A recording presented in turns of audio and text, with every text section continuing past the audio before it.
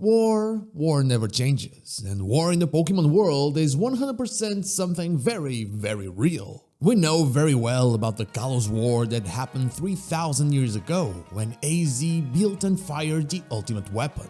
We know that Lieutenant Surge is a war veteran, we just don't know from what war. And we also know from Pokemon Legends ZA that at a certain point in time, relations between Galar and Kalos might have been a bit sour, which could mean that they were at war with each other. We also know that Paldea used to basically be a battlefield because of the actions of its emperor, and I even have a cool theory about a possible Kalos versus Paldea war that you can check out right here. But there's probably more, right? What about in some, I don't know, apparently comfy region? Well, hey, I'm not so a strainer, and what about Johto's Forgotten War? Let's get into it.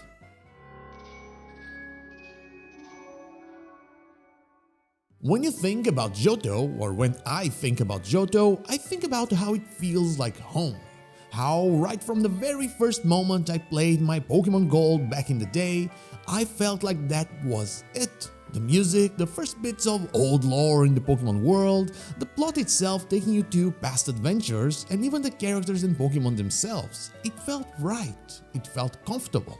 There was no world-ending conflict going on, it was simple. Yes, it was good versus evil, but evil wasn't that evil at all. It was just a toned-down Team Rocket, something very easy to digest, unlike that level curve, let's be honest. When the remakes came out, all I saw were the things that I already loved, but better. I remember vividly being at the store on release day and not even letting them put my copy on the shelves, I just took it from their box. Those two games, Heart Gold and Soul Silver, did so many interesting things for the OG Gen 2 and even developed the Gen 2 lore, the original Gen 2 lore, a little bit more, changing some things, and well, that's where war comes along. You see, while in the OG games Lugia's lore is basically a used to live near Ho-Oh, in the remakes Lugia has a bit more going for it. There, you learn from the one that keeps an eye on the World Islands that back in the day, there was a war between two countries, each trying to claim what at the time was just the World Island. Yes, it was just a single one. Lugia, being the actual guardian of the place, said that's enough and just shot some lightning bolts and broke the island into 4 different islands. Then it disappeared and was never seen again until we came along. Sure, this isn't reviving 3 Pokemon that perished in the fire like Ho did, but this is dividing an island into 4, so that's more than okay, that makes up for it. But the key part is that 2 countries were at war with each other for that specific island, and if we assume that Johto was one of them, then what was the other one? Well, I've got a theory. The World Islands are between Route 40, the one next to Olivine City, and Cyanwood City. So it's fair to assume that it was between Johto and Cyanwood City. But Cyanwood City, despite the whole fighting thing, doesn't seem like a nation at all, especially not one that would actually hold its own against the country of Johto, even if it was a bit different at the time.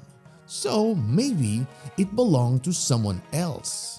Like I said, there were many things that changed from the OG Johto to the remakes, and one of them was the addition of the Johto Safari Zone. This was a pretty nice addition, and you'll get there by going from Cyanwood City through the Cliff Cave into Route 47 and then 48. But in Route 47, there is yet another addition, the Embedded Tower. This is a place that you can only reach using rock climb, and it is a structure that was built by people from Hoenn that migrated to that area. It serves as a way to worship Kyogre, Groudon, and since it supposedly reaches up into the sky, Rayquaza as well.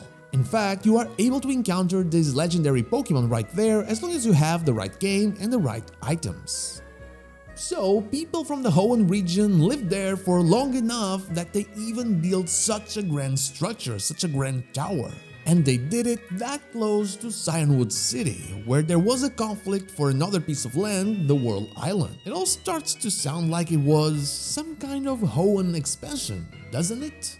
We don't really have a perfect picture of the map of the Pokemon world, but the Japanese regions are somewhat organized in the same way as their actual inspirations.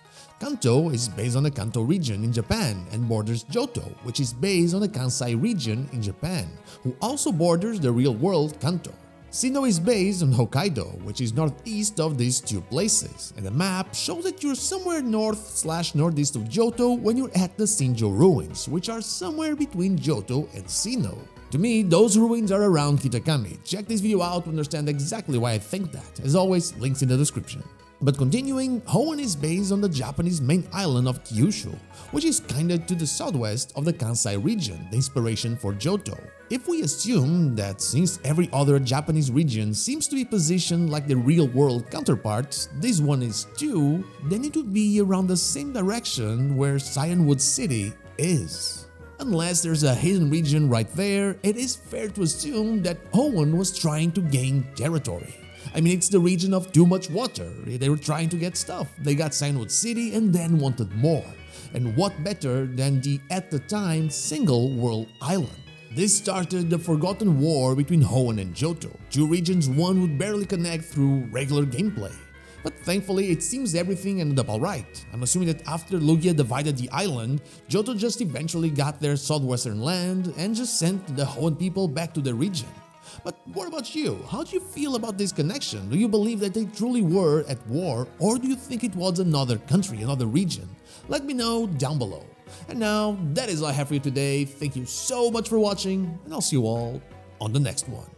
But before I go, I want to thank my YouTube members Dash Plays, Good Old Deo, and Shun Speak, and my Twitch subscribers Zanes222, Anubis Here, the Dr. Joe, and Lazarix for going the extra mile. Thank you so much for all of your support.